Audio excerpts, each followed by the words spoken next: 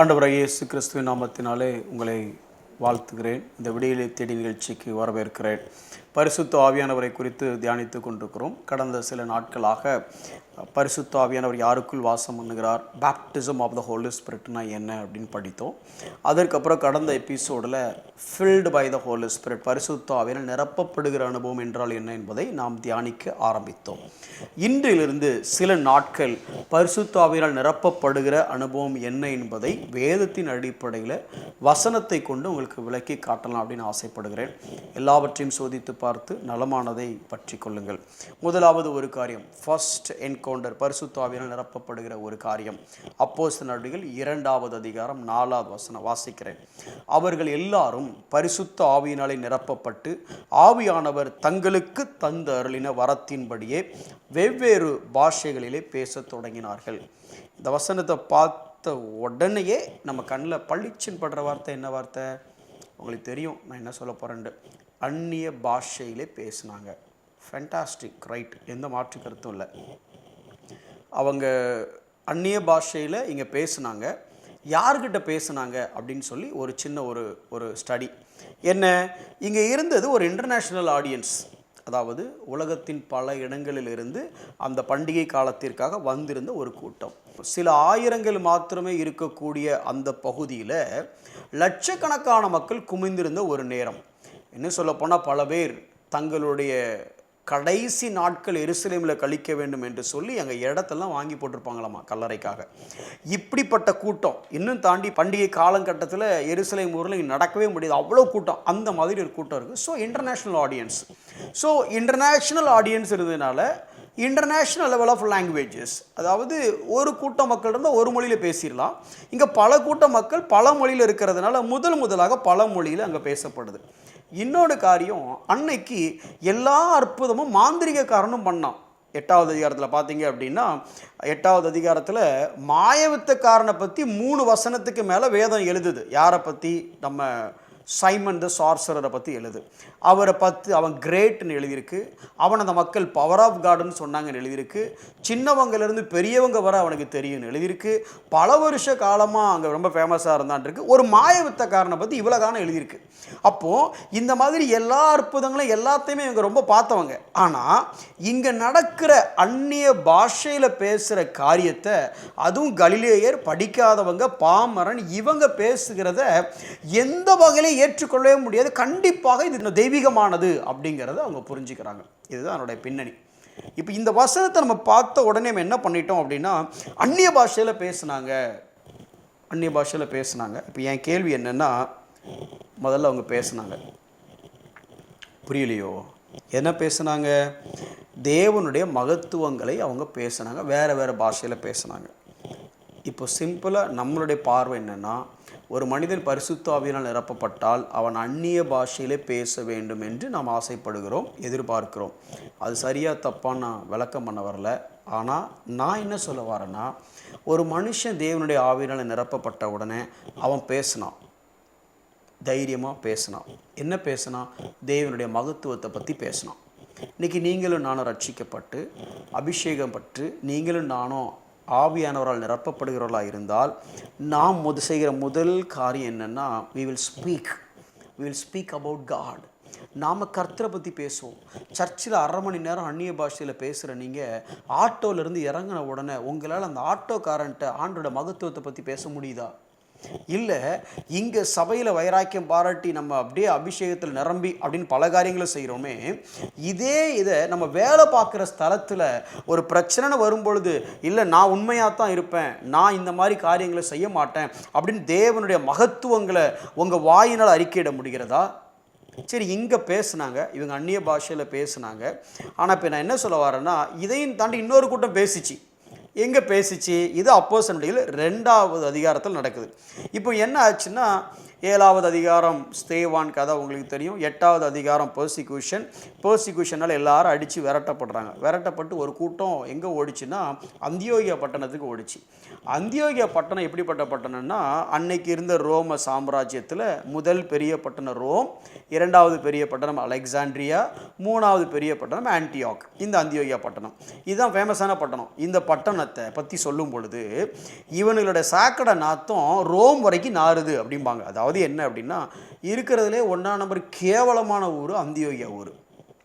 கலாச்சார சீரழிவு, விபச்சாரம் அழிவு, பேகன் கல்ச்சர், இன்னும் புறஜாதி வழிபாடு, அதையும் தாண்டி யூதர்களுக்கு எதிரான கலவரம் இவ்வளோ நடந்துட்டு இருக்கு. இப்படி நடக்கும் பொழுது வேற எங்கேயோ ஒரு நாட்டில் இருந்து எருசலேமுக்கு பண்டிகைக்கு வந்த இவன் இப்போ இங்கே தேவனோட மகத்துவத்தை கேட்குறான், தேவனுடைய வல்லமையை பார்க்குறான், தேவனை ஏற்றுக்கொண்ட உடனே இவனை அடித்து துரத்துறாங்க. இவன் இப்போ வந்து ஏறக்குறைய ஒரு விசிட்டர் மாதிரி, கெஸ்ட் மாதிரி வந்தவன், இங்கே செட்டில் ஆனவன்ல. இப்போ இவனை அடித்து துரத்துனா அடுத்து எங்கே ஓடுறது? ஓடிக்கிட்டே இருக்கிறான், ஒன்றும் இல்லாமல் ஓடிட்டு இருக்கிறான். எங்கே ஓடுறான்? அந்தியோகிக்கு ஓடுறான். அந்தியோகிக்கு ஓடுனா அந்தியோகியால் பலமாக செல்வ செழிப்பா ஏற்கனவே செட்டில் ஆகிருக்கிறான். இப்போ அவன்கிட்ட போய் இவன் எப்படி வேலை பார்க்கணும் கொஞ்சம் யோசிச்சு பாருங்க. அவன்கிட்ட பணம் இருக்கு, அவன்கிட்ட வீடு இருக்கு, அவன்கிட்ட தொழில் இருக்கு, அவன் செழிப்பா இருக்கிறான், பிள்ளைங்க நல்லா இருக்கிறாங்க, பிள்ளைங்க படிப்பு இருக்கு, செட்டில் ஆகிட்டாங்க. இவன் என்ன பண்றான்? வேலை இல்லை, படிப்பு இல்லை, குடும்பத்தை சரியா பார்க்க முடியல, வீடு இல்லை, அங்கே இருந்து இங்க வந்து நிற்கிறான். இப்போ இங்க வந்து நின்றுட்டு இப்போ இந்த சூழ்நிலையை மனசுல வச்சுக்கிட்டு நான் சொல்ற வசனத்தை நீங்க படிங்க. அப்போஸ்தலர் 11வது அதிகாரம் 20வது வசனம். அவர்களில் சீப்புரு தீவாரும் சிரேனே பட்டணத்தாருமாகிய சிலர் அந்தியோகியா பட்டணத்துக்கு வந்து கிரேக்கருடனே அந்நிய பாஷையில் பேசி, தப்பா வாசிச்சுன்னு நினைக்கிறேன், கிரேக்கருடனே பேசி, ஏன்னா அவன் கிரீக்குன்னு தெரியும், அவன் கிரீக்கு, இவன் யூதனாக இருந்தால் அவன்கிட்ட இப்போ கிரீக்கில் பேசணும், இல்லை அவனுக்கு தெரிந்த மொழியில் பேசணும். இப்போ பேசுகிறான். பேசி கர்த்தராக இயேசு கிறிஸ்து குறித்து பிரசங்கித்தார்கள். என்ன பேசியிருப்பான்னு யோசிச்சு பாருங்க. கண்ணீரா இயேசு இடத்துல வேணாம், மண்டையிலே போடுவேன், நான் நல்லா இருக்கிறேன், உனக்கு வேலை வேணா ஏன்ட கேளு, கரெக்டு தானே? வியாதியா இயேசுவின் இடத்துல வா, எனக்கு என்னடா வியாதி, உன்னை தான் அடித்து துரத்துனானே ஓடி வந்துருக்கிறேன், நீ என்கிட்ட கேட்குற, எனக்கு உங்கள் இயேசு தேவையே இல்லை, நான் நல்லா தான் இருக்கிறேன் அப்படின்னு அவன் சொல்லுவான். அப்போது இவங்க எதை பேசியிருப்பாங்க? என்ன பேசி கர்த்தராக இயேசு கிறிஸ்துவை பிரசங்கித்திருப்பார்கள்? 2வது அதிகாரத்தில் அந்நிய பாஷையில் பேசுனதுனால வா அப்படின்னு திரும்பி எல்லாரும் பார்த்துருப்பாங்க. இப்போ இங்கே அந்நிய பாஷையில் பேச வேண்டிய அவசியம் இல்லை, லோக்கல் பாஷையில் தான் அவங்க பேசியிருக்கணும். கிரேக்கருடனே பேசும் பொழுது அவங்க எதனால் இவங்க பேசுனதை ஏற்றுக்கிட்டாங்க? அப்போ இப்படி யோசிச்சு பார்க்கணும். அவங்களுக்கு ஒன்று புரிஞ்சிருக்கணும். அந்தியோகியா பட்டணத்துக்காரன்ட்ட அவன் நினச்சிருப்பான், நம்மளோட பணம் இருக்குது, பொருள் இருக்குது, வசதி இருக்குது, வாய்ப்பு இருக்குது, எல்லாமே இருக்குது, ஆனால் இவனுக்கிட்ட ஏதோ ஒன்று நம்மக்கிட்ட இல்லாத ஒன்று இவங்ககிட்ட இருக்குது. என்னது அப்படின்னா அவனுக்குரிய சமாதானம், அவனுக்குரிய சந்தோஷம், அவனுடைய மன்னிக்கிற குணாதிசயம், அவனுடைய சாந்தம், அவனுடைய இச்சை அடக்கம், அவனுடைய பொறுமை. நம்ம இவ்வளோ பாடுபடுத்தினாலும் ஏற்கனவே இங்கே யூதனை அடிச்சிட்டு இருக்கிறோம், ஏற்கனவே நம்ம கலாச்சார சீரழிந்த இடம், அங்கேருந்து இங்கே வந்து இவன் எப்படா அப்படி நல்லவனா இருக்கிறான் அப்படின்னு ஏதோ ஒன்று அவங்ககிட்ட இருந்ததுனால, தம்பி உன்னால எப்படிப்பா அப்படி இருக்க முடியுதுன்னு இங்க அவன் தேவனுடைய மகத்துவத்தை பத்தி பேசியிருப்பான். பேசின உடனே அங்க கர்த்தருடைய கரம் அப்படின்னா பரிசுத்த ஆவியானோட வல்லமை, கரம் என்பதை வேதத்தில் பார்க்கும் பொழுது வல்லமை கூப்பிட்டு சொல்லப்படுகிறது. அங்க வல்லமை வெளிப்பட்டு அவர்கள் இயேசுவை ஏற்றுக்கொண்டார்கள். இப்போ புரியுதா? பரிசுத்த ஆவியானவரால் நிரப்பப்பட்டா நாம பேசுவோம், அந்நிய பாஷையிலேயோ இல்லை சொந்த பாஷையிலையோ. முதல்ல பேசணும். எதை பேசணும்? நாங்கள் யார் தெரியுமா, எங்கள் சர்ச்சு என்ன தெரியுமா, எங்கள் பாஸ்டர் யார் தெரியுமா?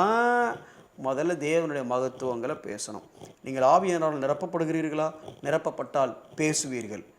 எந்த பாஷையிலோ பேசுவீர்கள். எதை பேசுவீர்கள்? தேவ மகத்துவத்தை பேசுவீர்கள். பேசினதின் மூலமாக மக்கள் சபையிலே சேர்த்து கொள்ளப்படுவார்கள். நீங்கள் கடைசி ஆவியில் நிரம்பி யார்கிட்ட பேசுனீங்க தேவனுடைய மகத்துவத்தை? யார் உங்களை பார்த்து கர்த்தருடைய கரத்தின் வல்லமையினால் ஆண்டரை ஏற்றுக்கிட்டாங்க? ஒரு எடுத்துக்காட்டை மட்டும் சொல்லிட்டு முடிக்கிறேன். சரித்திரத்தில் நடந்த சம்பவம். ஆபிரகாம் லிங்கன் பிரசிடெண்டாக இருந்தபோது அவருக்கு கீழே எட்வின் எம் ஸ்டாண்டன் அப்படின்னு ஒரு நபர் இருந்தார்.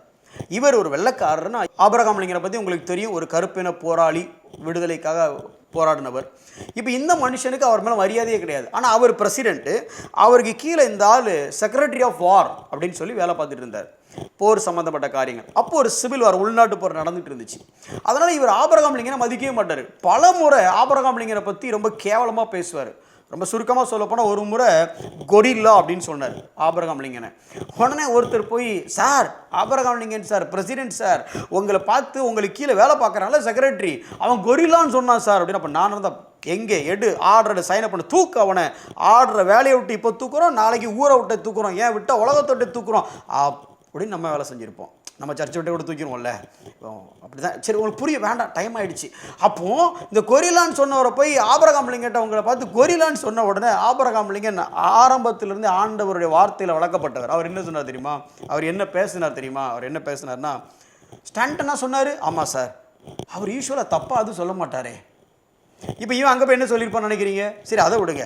இன்னும் கொஞ்ச நாள் கழித்து அவர் சொன்னார், அவன் ஒரு முட்டாள் அப்படின்னு ஒரு கேவலமான வார்த்தையை பயன்படுத்தி அதுக்கு பின்ன முட்டாள் அப்படின்னு திருப்பியுமே போட்டு கொடுத்தாங்க. யார்கிட்ட? ஆபிரகாம் லிங்கட்ட. Abraham spirit filled person. Maybe அவருக்கு அந்நிய பாஷை பேச தெரியாமல் இருந்திருக்கலாம், ஆனால் சொந்த பாஷை நல்லா பேசினார், தேவனுடைய மகத்துவத்தை பேசினார். எப்படி உங்களை பார்த்து இப்படி பேசுகிறார் சார் அப்படின்னு அவர் அப்படியா சொன்னார். யூஸ்வலாக ஸ்டாண்டன் ஒரு அறிவாளியாச்சே, தப்பாக சொல்லியிருக்க வாய்ப்பே இல்லை, நான் என்ன சரி பண்ணலான்னு பார்க்குறேன். யார்? President sir. என்னாச்சு தெரியுமா? ஒரு நாள் ஆபிரகாம் லிங்கன் மரித்தார். அவரோட சடலத்தை வச்சிருக்கும் பொழுது இதே ஸ்டாண்டன் அங்கே வந்து நின்று சொன்ன ஒரு வாக்கியத்தை நான் வாசிக்கிறேன் பாருங்களேன். There lies the man who knew how to win people and was the most perfect ruler world has ever seen. தமிழில் சொல்லட்டுமா? இங்கே கிடத்தப்பட்டிருக்கிற இந்த மனிதன், இவனுக்கு தான் தெரியும் மனிதர்களை எப்படி வெற்றி கொள்வது என்று. எந்த மனிதனையும் இவரால் சம்பாத்தியம் பண்ண முடியும். அதையும் தாண்டி இந்த உலகத்திலே நான் பார்த்த சிறந்த பூரணமான ஆளுகை செய்யக்கூடிய மனிதன் இந்த மனிதன் தான். சாட்சி பேசுனதுனால, பரிசுத்த ஆவியினால் நிரப்பப்பட்டு பேசுனதுனால ஒரு ஆத்துமா கல்லறையில் வந்து நின்று சாட்சி கொடுத்தது. நீங்களும் நானும் ஆவியில் நிரப்பப்படுறோமா? இப்படி பேசுகிறோமா? யோசிச்சு பாருங்கள். கண்களை மூடி நாம் ஜெபிப்போம். ஆண்டவரே, அன்று அப்போஸ்தலர்கள் பரிசுத்த ஆவியினால் நிரம்பி தேவனை பற்றி பேசினார்கள், தேவனுடைய மகத்துவத்தை பற்றி பேசினார்கள். இன்றைக்கு ஆவியினால் நிரம்புகிறோம் என்று சொல்லுகிற நாங்கள் அந்த ஆண்டவரை பற்றி, ஒரு மகத்துவத்தை பற்றி அறிதல் இல்லாமல், புரிதல் இல்லாமல், வசனத்தின் மேலே ஒரு தாக்கம் இல்லாமல், வசனத்தின் மேலே ஒரு வாஞ்சை இல்லாமல் ஏதேதோ எங்களுக்கு வாய்க்கு வந்ததை நாங்கள் பேசி கொண்டிருக்கிறோம். ஆண்டவரே, இன்னும் சொல்லப்போனால் ஒரு சத்தியத்தை மற்றவர்களுக்கு சொல்லக்கூடிய, ஒரு ட்ராக்ஸ் கொடுக்கக்கூடிய, கிறிஸ்துவை பற்றி சொல்லக்கூடிய அந்த திறமை அல்லது அந்த வாஞ்சை கூட எங்ககிட்ட இல்லை. ஆவியானவரால் நிரப்பப்பட்டு பிளீட்டோ எங்களை தொடுகிற ஒவ்வொருவரும், எங்களை சந்திக்கிற ஒவ்வொருவரும் கிறிஸ்துவின் மகத்துவங்களை கேட்கிறவர்களாக கடந்து செல்லட்டும். அப்படி ஆவியானவர் தாமே எங்களை நிரப்பி நடத்துவீராக. இயேசுவின் நாமத்தில் ஜெபிக்கிறோம் நல்ல பிதாவே, ஆமென்.